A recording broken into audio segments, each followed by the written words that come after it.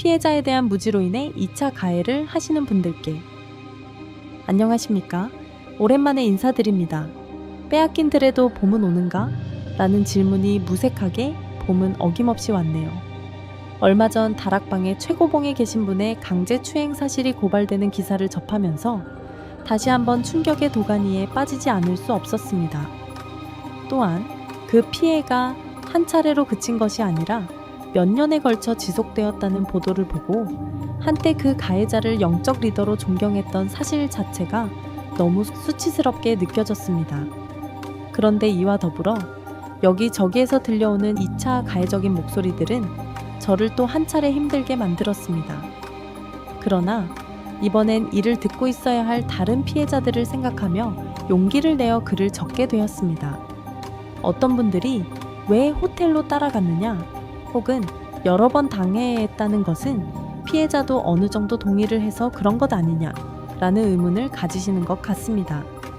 이렇게 질문하는 것조차 2차 가해로 분류되지만 오늘은 그것이 2차 가해입니다 라고 주장하기 전에 피해자가 겪어야 하는 상황이 무엇인지, 그리고 그러한 상황 속에서 왜 이런 일들이 발생하게 되는지를 여러분들께 설명드리고자 하는 마음으로 컴퓨터 앞에 앉았습니다. 우선 여러분들께 말씀드리고 싶은 것이 있습니다. 만약 제가 피해를 당하지 않았다면 저 또한 여러분들과 같이 궁금해하거나 의아해 했을 것이라는 사실입니다. 궁금한 점들 중 하나. 왜 호텔로 따라갔느냐? 왜 호텔로 따라갔느냐? 라는 질문은 성피해자들도 피해를 당하고 난 이후 스스로에게 끊임없이 수천 번, 수만 번 하는 질문하는 것입니다. 하지만 여러분들이 질의하시는 내용과는 결이 다릅니다. 피해자들이 본인들에게 하는 이 질문은 일종의 자책성 질문입니다. 끊임없이 자신이 그 자리에 갔다는 사실 자체를 자책합니다. 하지만 사실은 이러합니다. 피해자들은 애시당초 조금이라도 그러한 피해가 있을 것이라고 예상을 했다면 절대 그 자리로 가지 않았을 것이라는 점입니다. 피해자들은 가해자에 대한 경계심이 없습니다. 그럴 리가 없다. 특히 목사님이 그렇게 의심을 하는 자체가 죄라고 생각합니다. 여러분, 대한민국의 성피해자의 80% 정도가 가까운 지인으로부터 피해를 당한다는 거 아시나요?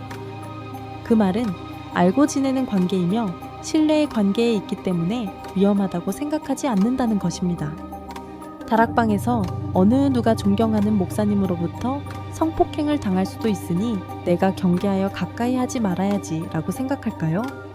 여러분은 아버지에게 성폭행을 당할 수도 있다고 가정을 하여 아버지를 신뢰하지 않고 의심합니까? 대부분의 성폭행이 이러한 관계에서 이루어집니다.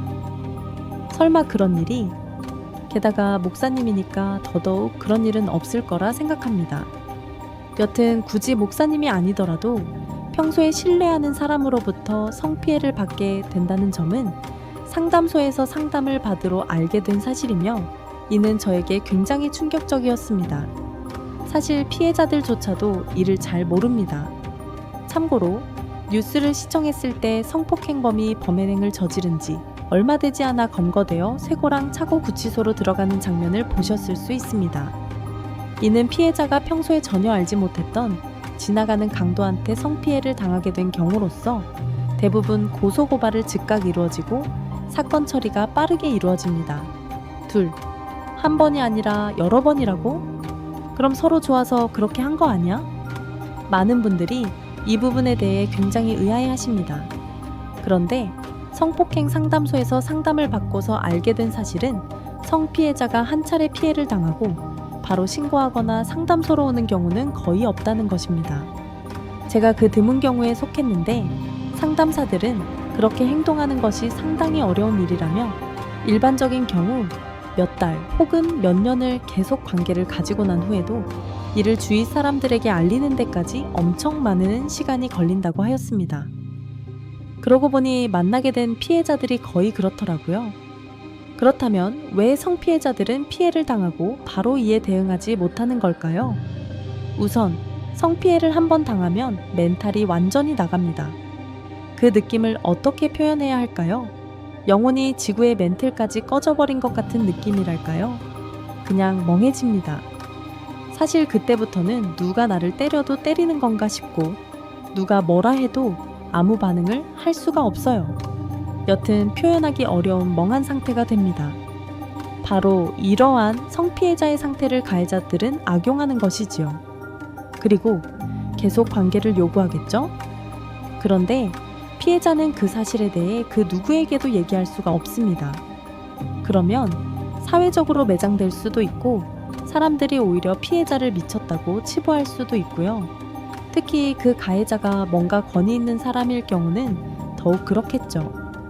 따라서 가해자는 계속 피해자를 질질 끌고 가는 겁니다. 그럼 힘이 없는 피해자는 계속 질질 끌려가는 겁니다. 이래서 성폭행이 정말 악랄하고 심각한 범죄라는 겁니다. 가령 여러분이 누군가에게 신체적 폭력을 당했다고 한다면 누구나 당당히 말할 수 있고 또 많은 분들의 이해와 동정을 받게 되지만 성폭력은 피해를 당했다고 말하는 자체가 또 다른 피해를 가져오기 때문에 이를 말했다는 자체는 많은 것들을 희생하면서까지 발언하는 것이기 때문에 그 진정성을 쉽게 의심하긴 어렵습니다.